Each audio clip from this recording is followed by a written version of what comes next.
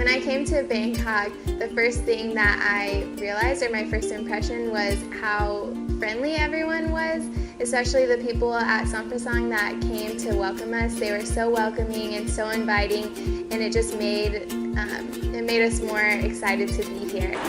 Welcome. Yeah, Sawadee Krap. Welcome to Thailand. Thank you. So happy.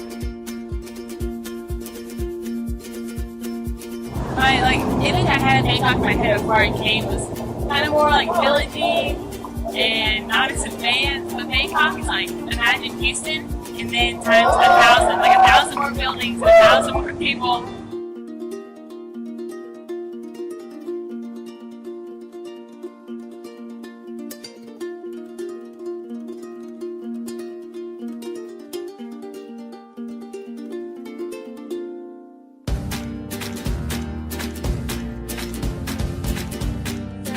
When you walk down the street in Bangkok, you see a lot of different people. It's a really crowded place, and so you'll encounter a lot of individuals that are from different levels of society. You'll see the rich, wealthy people, and you'll see huge malls and a bunch of expensive things that are popping up everywhere. But you'll also see the lepers, you'll see the poor, the people begging on the streets, the ones that don't have a home and so are bathing just in the middle of the street. And the first thing that shows humbleness is this. Why? The way when you go anywhere, you will next Sunday you will move up to your upcountry urban area. It will be impressed if you do this. Why? Why? It means hello.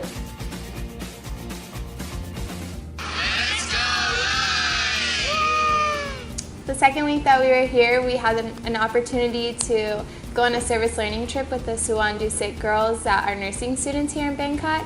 And we went to one of the students' hometowns. It was a little village in Loy.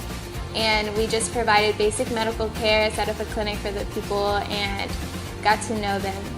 One of the coolest parts of that experience was that we were kind of just thrown into the culture. We were partnered up with 3 or 4 Thai students, and we lived in host homes with the Thai families in the village, and it was just one English-speaking American. And so I really got to know the Thai people and got to endure the awkward situations and really see how they lived and how they did their day-to-day lives, which was really cool. The service learning trip this year was getting to do the health clinic for the kids at the school. And getting to get them out of class, come spend some time with us, check on them, see how they're doing. And what we did was we did a physical examination of their teeth, their eyes, their skin, their hair, and did an eyesight check. And if they had any lice or any other problems, we would take care of that as best we could, and kind of address any other issues they had going on.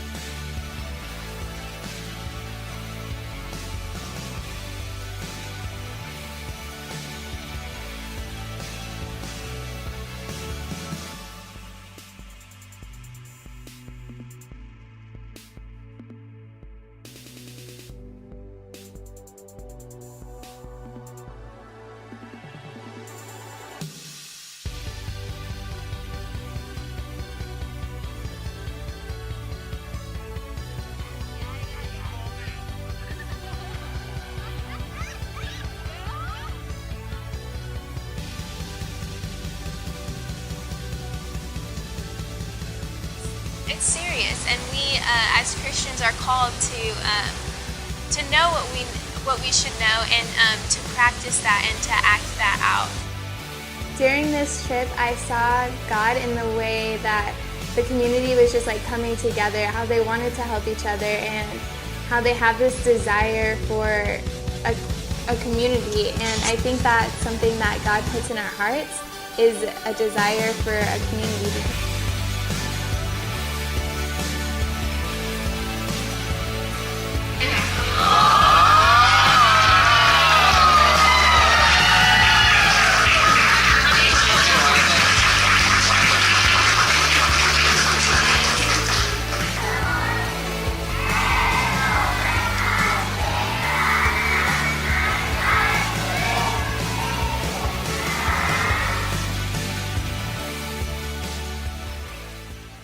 One weekend we got to go to English camp where a bunch of students came, and I was kind of nervous for it.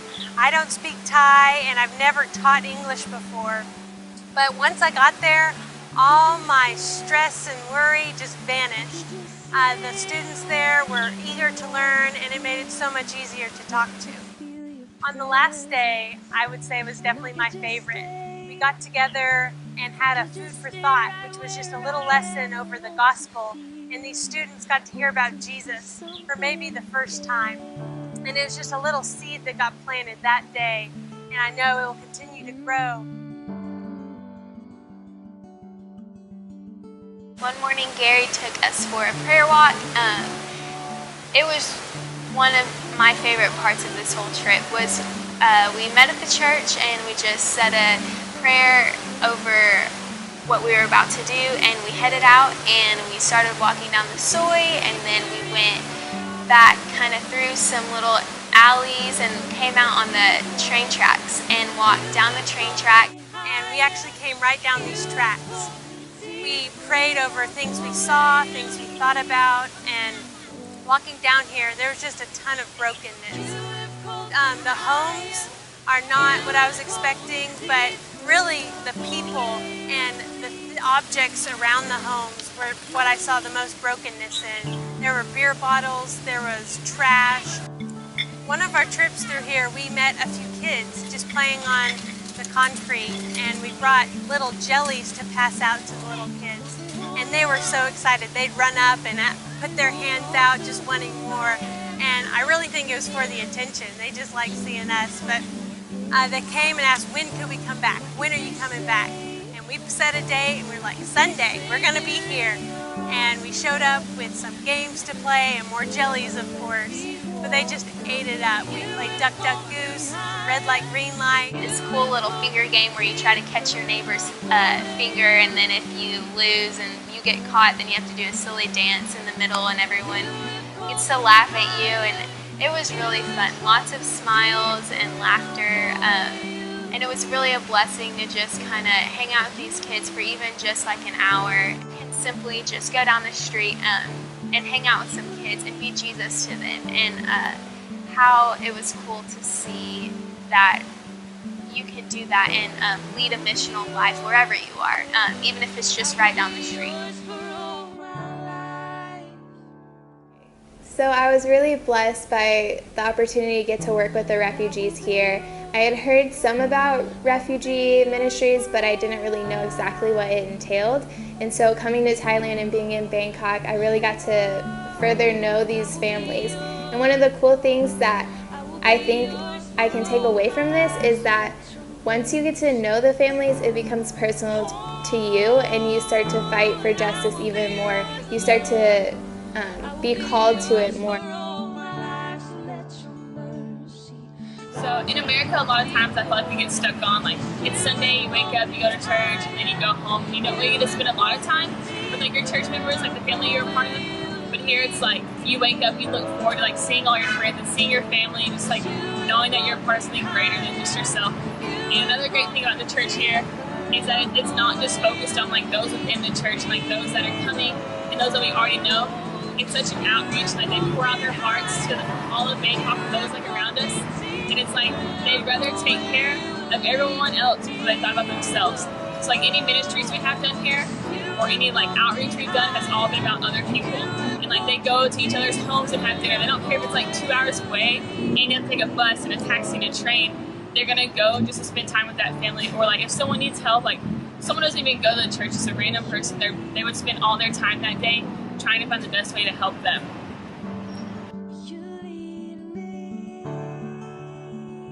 During our time here in Bangkok, I began to realize that these 3 other teammates weren't just teammates, they were like sisters to me.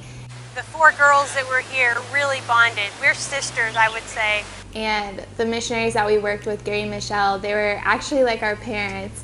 And so we kind of formed this little family here, and it was really cool to be one big family and live out this time together.